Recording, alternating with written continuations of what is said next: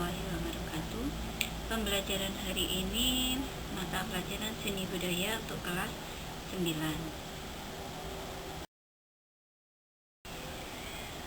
Saya sampaikan tentang penilaian pada mata pelajaran seni budaya.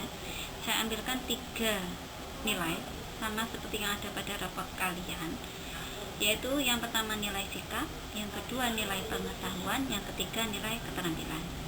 Nilai sikap saya ambilkan dari 1 kedisiplinan. Kalau pada saat tatap muka berarti kedisiplinan hadir tepat waktu. Kalau pada saat daring, kedisiplinan dalam mengumpulkan tugas. Yang kedua, penilaian pengetahuan. Penilaian pengetahuan saya ambilkan dari penilaian harian. Kalau keterampilan kita mata pelajaran seni budaya, maka saya ambilkan, misalkan kita ada tugas menggambar, saya ambilkan dari tugas menggambar. Kalau ada tugas menyanyi misalkan, saya ambilkan dari situ untuk nilai keterampilan. Pembelajaran hari ini adalah bab 2 seni patung. Bisa kalian lihat di buku halaman 27. Jadi sambil kalian melihat video ini, sambil dibuka juga buku paketnya. Pengertian dari patung. Patung disebut juga sebagai plastik art. Plastik itu plastik, art itu seni. Jadi seni plastik. Kenapa disebut sebagai seni plastik?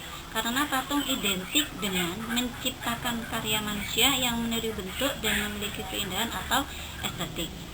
Patung ini bersifat 3 dimensi. Artinya dia bisa dilihat dari berbagai arah. Kalau misalkan foto itu kan 2 dimensi. Kenapa? Karena bisa dilihat hanya dari satu arah, yaitu dari depan saja.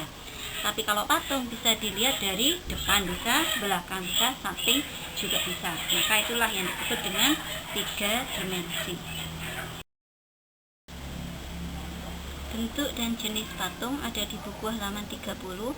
Bentuk dan jenis patung terbagi menjadi 2. Yang pertama bentuk imitatif atau realisme _ representatif. Imitatif. Biasanya kalian lebih kenal dengan kata imitasi atau tiruan. Jadi, bentuk imitatif ini merupakan tiruan dari bentuk alam, bisa manusia, hewan, dan tumbuhan. Contohnya ada di gambar halaman 30, ada contoh patung pahlawan. Maka itu disebut sebagai patung figuratif karena menirukan sosok dari pahlawan. Kalau yang kedua namanya bentuk non-figuratif atau abstrak. Bentuk ini artinya dia perwujudannya tidak seperti bentuk-bentuk alam, bersifat abstrak. Contohnya sama ada di halaman 30. Jadi kita tidak bisa menyebutkan itu bentuk apa karena dia abstrak. Seni patung ada 3 macam di buku paket halaman 28. Yang pertama, patung sebagai fungsi personal. Karya seni patung diciptakan semata-mata untuk kepentingan personal atau pribadi, sebagai ekspresi perasaan dan ungkapan pribadi termasuk tujuan religi atau sarana beribadah. Contohnya pada gambar itu ada sebuah patung di depannya kantor Kemdikbud.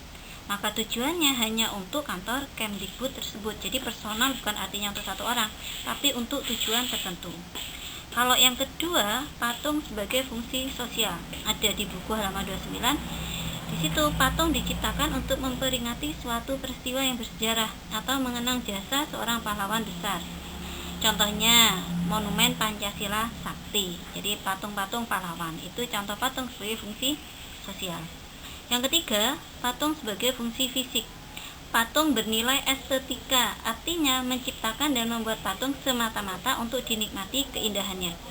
Jadi tujuannya hanya untuk menikmati keindahan dari patung tersebut.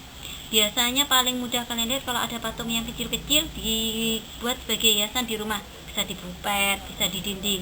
Nah, itu tujuannya adalah sebagai nilai estetik, maka fungsi patungnya sebagai fungsi fisik. Bahan dalam membuat patung ada di buku halaman 31. Gunhem sebutkan saja, penjelasannya kalian baca sendiri. Yang pertama ada bahan lunak, yang kedua bahan sedang, bahan keras, bahan cor atau cetak, dan juga bahan selain dari 4 bahan di atas.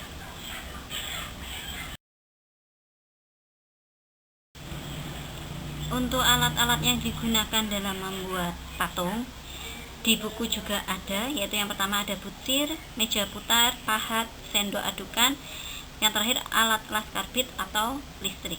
Untuk contoh-contoh dan penjelasannya itu ada di buku, tapi kalau gambar jelasnya kalian googling sendiri, karena di buku tidak ada gambarnya, tidak ada contoh gambar, hanya penjelasannya saja.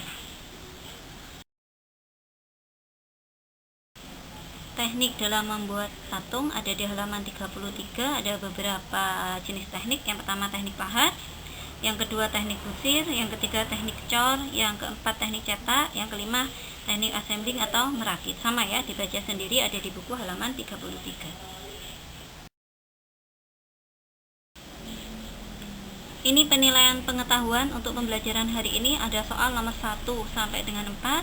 Ditulis soalnya, terus dijawab, nanti dikumpulkan pada saat tatap muka, tidak usah dikirim via WA. Jelas ya? Soalnya 1 sampai 4 uraian, ditulis soal dan ditulis jawabannya. Sekian pembelajaran hari ini. Jika ada yang ditanyakan, tanyakan di grup, jangan japri, karena biasanya pertanyaannya sama. Biar gunakan jawab kalian di grup, bisa baca semuanya. Sekian, terima kasih atas perhatiannya. Wassalamualaikum warahmatullahi wabarakatuh.